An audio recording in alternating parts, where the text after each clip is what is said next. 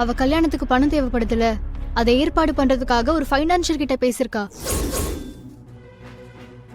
பணம் புரட்டுறாளா? எதுக்கு அவ இதெல்லாம் பண்ணிக்கிட்டு இருக்கா?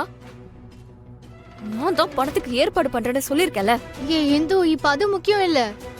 அவ பேசிருக்க ஃபைனான்சியர் நல்லவனே கிடையாது, ரொம்ப தப்பானவனா இருக்கான். ஏற்கனவே இந்த மாதிரி அவன் கிட்ட காசு கேட்டு போன பொண்ணுங்க எல்லார்கிட்டயுமே அவன் தப்பு நடந்துக்க ட்ரை பண்ணிருக்கான். அந்த ஃபைனான்சியர் பேர் என்ன தெரியுமா? செல்வா கணபதி.